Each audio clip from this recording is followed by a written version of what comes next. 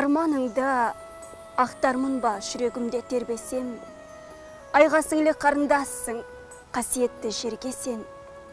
Мен өзіңді теңдесі жоқ құдірет деп түсінем, сендік қуат мың есе артық жердің тарту күшінен.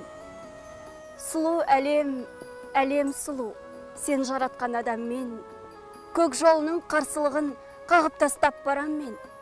Сендік қуат болар бәлкім, басын иді көк маған, әркез сенен туғанымда есіме алсам тоқтаман. Ал ұмытсам, ұмыт болып қаларымды білемін. Ұмыт қалмау үшін менің шарқырады жүрегім. Әйел 40 шырақты деп бекер айтылмаған. Бүгінгі қоғамда отбасы ошақ қасының берекесін кіргізіп, сан саланың жауапкершілігін қатар алып жүрген нәзік жандылар көп. Үйдегі аяулана, мейірімді жар, инабатты келін, қызметте басшы. Бұл болмысында нәзіктік пен шыдамдылық біте қайнасып жатқан әйел жаратылысының ерекшелігі. Бүгін біз сан саланың тізгінін ұстап жүрген нәзік жандылар туралы айтатын боламыз. Тектіліктің жібін жалғаған қазақ арулары қашанда құрметке ие. Қазақтың дара қыздарының бірі ақын, жазушы, сазгер, әнші, педагог, заңгер, қоғам қайраткері, әлем халықтары жазушылар одағының мүшесі, облыстық мәслихат депутаты Үміт Битенова. Меркі ауданының тумасы, қарымды қаламгердің туындыларымен, өмір баянымен қалың көпшілік жіті таныс. Дара өнер иесі үшін де халықаралық әйелдер күні мерекесінің орны ерек. Менің ішкі дүниемде осы 8 наурыз мерекесі келе жатқанда, оны қарсы алғанда, басқалар мені бала шағаларым болып, бәрі ер азаматым болып құттықтап жатқанда, менің көңілімде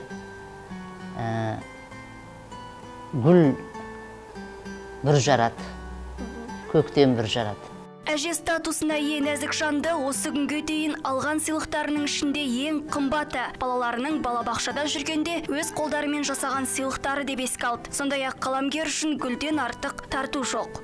Жалпы қыз-келіншектер айтып жатады ғой, менің жұбайым маған алтын тақса, асыл ақық тастан сыйлықтар сыйласа деп жатады. Мен үшін ең үлкен сыйлық шынымен де гүл. Содан кейін қазір енді ата-аналық парызға дендеп енгеннен кейін болу керек. Әже бола бастадым, апа бола бастадым. Бір тал гүлмен ыдыс-аяқ сыйласа, менің төбем көкке жетпей қалады. Ренжіте көрме анаңды деп жырлаған ақын анасын былай деп еске алады.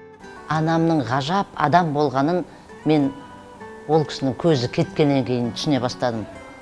Ол кісі өзі 66 жасында тез ауырды да бақи дүниеге аттанып кетті. Мен ол кезде 40 жасымда едім, балалы шағалымын.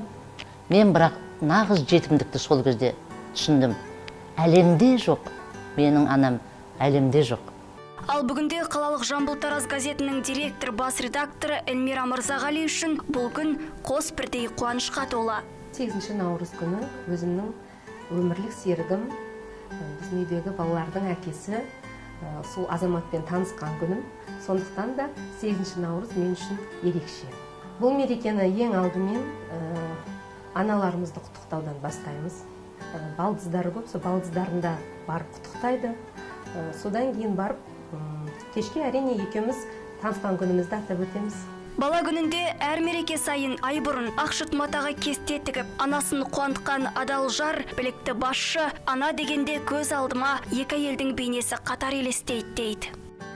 Мен енді шешем туғанымен мені бағып, қағып, қойнына салып өсірген менің әжем. Әжемді мен мама деп айтып өттім дүниеден өткенше. Қазірде шешемді мама деп айта алмаймын. Сондай жаңағы анаңыз туралы айтыңыз дегенде бірден маған екі әйелдің бейнесі көз алдыма елестейді. Сонда екі ананың да телі еміп өскен бақытты баламын деп айта аламын. Қызметтегі кейпін үйге барғанда есіктің сыртына қалдырып кететін қазақтың қайсар қызы, 40 жанды қыз-келіншектерге қандай кеңес береді? Өмір ұлы көш болса баяғыдан алға бастап келеді ер адамдар. Мен ойлаймын, жаңа кеңес сұрап жатсыз ғой, әйелдерге қандай кеңес айтасыз, ерлерге қандай кеңес айтасыз деп. Әйел адам әйел болып қалу керек, ер адам өз биігінде қалу керек. Сол кезде бұл дүниеде гармония болады. Ол әлемнің анасы, әйел дейтін ұлылық. Әлемнің кербеп бесігі, осындың өмір есігін, аяулы анам жадымнан, шықпайды сенің есімің. Әнінде ананың өсиетін жеткізіп, өзі де асыл ана, әже атанып отырған Оңал Азаматова шуақты мерекені қалай қарсы алады? Жыл сайынғы мереке әдеттегіндей жұмыс, концерт біз үшін сахнадан түспеу, сахнада ән айту соның өзі мереке. Әр саланың өз ауыртпалығы бар десек, әнші әсіресе өнер жолында жүрген әйелдер қауымы үлкен құрметке лайық екенін тілге тиек етті. Ал оның өмірінде алған ең бағалы сыйлығы сурет. 8 наурызда алған ең керемет сыйлығым, былтыр ғана немерем қолымен сурет салып, апа деп жазып берді. Одан өткен бақыт бар ма? Шығармашылықтың шыжығы мен қызығы, шырғалаңы мен шыңы бір бөлек. Енді басқа да салаларда абыроймен қызмет атқарып жүрген жандарға тоқталсақ. Айгүл Бақытжанова облыстық төтенше жағдайлар департаментінің қызметкері. 5 қыз тәрбиелеп отырған азаматша жастайынан погон тағуды армандап, анасының ізін жалғаған. Ал бұл мекемеде бүгінде 750-ден астам қызметкер бар десек, оның 54-і нәзік жандылар екен. Бізде өрт сөндіру қызметі болғандықтан азанда күнде өртпен тығыз жұмыс істеген соң қызметкерлеріміз біздің өртке шығады, азанда сиренамен машиналар күндіз бойы машинамен шыққан кезде өрт сөндіру автокөлігімен шығады. Сол кезде бәрімізден ішімізден айтамыз, аман-есен барып келсін, біздің жігіттерді бұл өртке кіргенде оңай емес қой. Қанша жасыңыз үлкен болса да енді жігіттерге ұнағымыз келеді, өзіміз жігітімізге етегі. Әрқашан біздің өзіміздің ұжымдағы жігіттер бізді жылда құттықтайды, бізге беретін сыйлықтары бар, енді соған қуанып аламыз. Отбасында бізде өше қыздар, біздің папамыз ғана бір жігіт, өте 5 кісі ғой, ала берген. Бұл бізге ең керемет праздник бізге. Әлия мен Мәншүктей болуды армандайтын азаматшаның аруларға айтары бар. Ылғи жас келіндерді үлкендер сыйлауға шақырамын. Үлкендер сыйлауға біріншіден, екіншіден, қандай сіз лауазымда болсаңыз да, қандай ақша тапсаңыз да, қандай мансап билікке ие болсаңыз да, әрқашанда әйел кісі өзінің жігітінен бір саты төмен болады деп есептеймін. Ал Жанар Қозыбақова тергеуші, полиция капитаны. 4 бала тәрбиелеп отырған жанның қызметте жүк ауыр. Соған қарамастан жанұясымен жұмысын қатар алып жүрген нәзік жанды әйелдерге әрдайым төзімді болуға, өзін өзі күтуге кеңес береді. Шуақты мерекені отбасымен қарсы аламын дейді ол. Жыл сайын өзімнің отбасымда, өзімнің жолдасым, ата-анам, балаларымның ортасында қарсы аламыз. 8 наурызда аса көп мәнді маған көңіл бөледі. Полиция капитаны бастысы отбасындағы түсіністік дейді. Бізде енді жұмыс уақытымыз нақты белгіленбеген. Біз 24 сағат бойы қызмет атқарамыз. Аптасына 7 күн. Екінші балам азанда жұмысқа кетіп жатқан кезде ұйықтап жатады. Кешкісін түннің бірағына келгенде ұйықтап жатады. Соның бір күні осы 8 наурызға қарсы демалыс берген болатын нәзік жандыларға. Үйде болдым азанда. Соның қызым тұрып азанда, ой мама, сіз бүгін үйдесіз ба не деп маған таң қалған кез болған екен. Мен балаларым мен үйде жүрген өзі ерекше болып көрініп тұр да олай. Әлемді әлдеймен тербеп, әуенімен әуелеп, қайсарлығымен, ағадал ниетімен қорғап, шыдамдылығымен шыңға жетелеп жүрген нәзік жандылар қауымына қандай құрмет көрсетсек те шарасында. Қазіргі қоғам талабы да сол, қыздың 40 шырақты екенін айқын дәлелдейді. Фарида Сейілханқызы, Нұрбол Қыстаубек, арнайы хабар.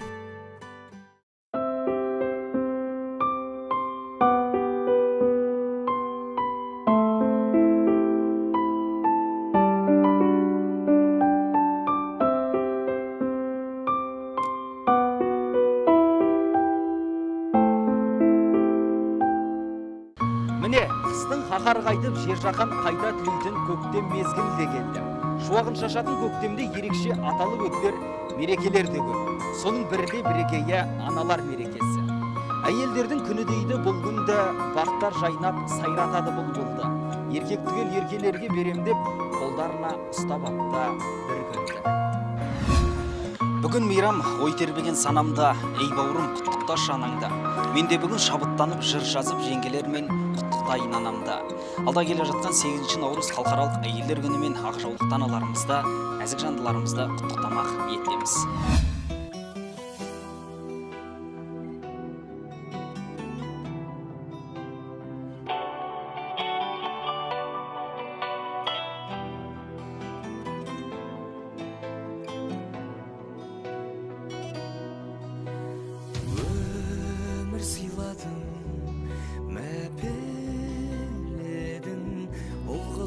Жетеледің мақсатына көздеген жылы сөздерің жүрегімде өзің барда бұл өмірде жалын биік өзгеден анашымай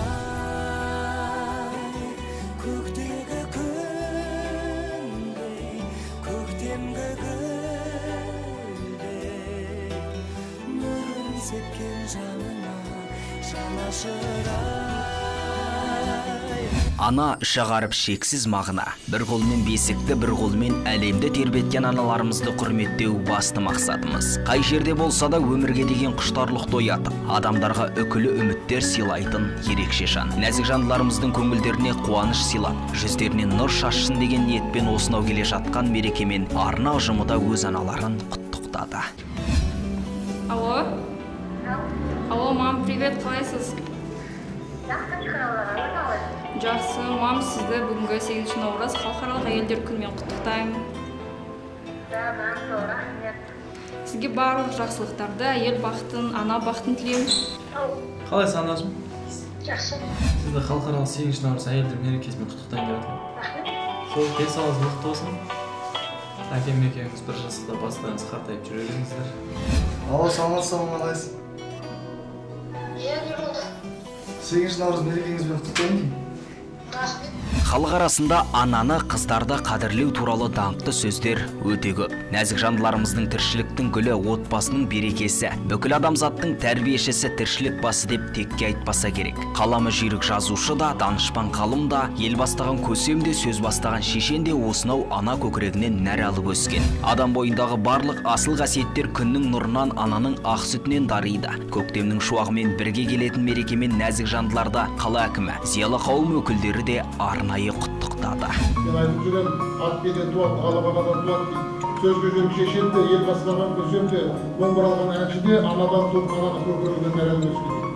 Сондықтан анасыз адам болмайды. Сондықтан әрдайым жаңағы облыс әкімдерге де көшкенде айтып алып, бекітілген шерек көтеріп отырсың да, ананың жаңағы еңбегін, сүтін ақтай алмайсың деп отыр. Осы кешелерде көп хабарлар келіп жатыр. 1827 жылы осы Клара Сеткина, Роза Люксембург бастаған осы мейрам бірінші басталған екен. Бір ғасырдан басылып өтті. Одан кейін біздің елімізге жетті. Осы мейрам ешуақытта өзгермейді. Сіздер ешуақытта өзгермейтін сондай ұлы мереке. Сондықтан мерекелеріңіз болсын. Құрметті аналар, құрметті қазақ елінің қыз-келіншектері, қарындастарымыз, әпкелеріміз, сіздердің көктемнің алғашқы шуақты күнімен келіп жеткен халықаралық 8 наурыз әйелдер мерекесімен шын жүректен құттықтағым келеді. Әйел ана, әйел отбасы жүрегі дейді қазақ халқымыз. Әйел жайында қандай сөз айтсаң да артық болмас. Қазір қоғамда ер азаматтармен тең мүдделі қызмет атқаруда. Әйел азаматшасы демесең отбасындағы отағасынан да қалыс қалар емес. Тіпті одан да артық белестерді бағындыруда. Осынау құрметке лайық аналарға жүректен шыққан жақсы сөздер ешқашан таусылмас. Шешірсем сағынарым, жабықсам шағынарым, анашым бір өзіңсің табынарым.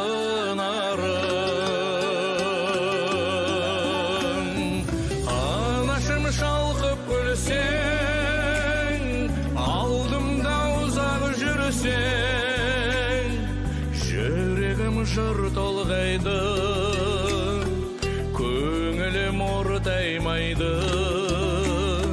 Анасы бар адамдар ешқашан ешқашан қартаймайды.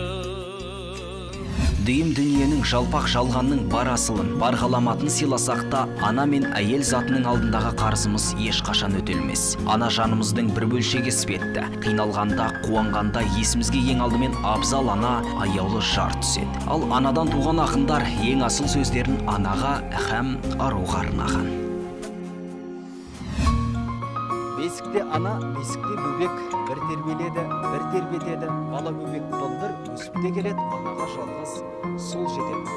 Ана әрбір адамның жарық дүниедегі ең жақыны, жанашыры, қадірлісі, қамқоршысы, ақ сүтін емізіп аялаған, жанын да аямаған ардақтысы.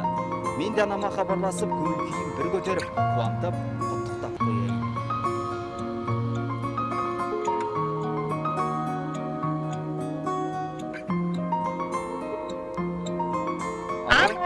Алло, анашым, қалыңыз қалай? Жақсы. Сізді келе жатқан халықаралық әйелдер күнімен шын жүректен құттықтаймын. Рахмет, балам.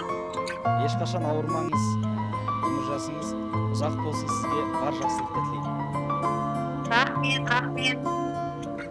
Сау болыңыз, мам. Рахмет, балам.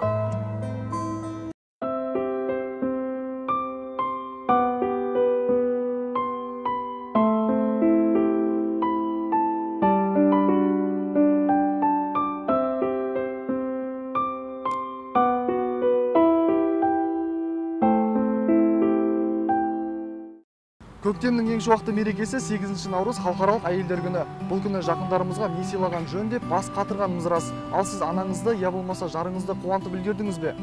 Жоқ дейсіз бе? Онда біздің анадан алыстамаңыз. Сыйлықты бірге таңдап көрейік.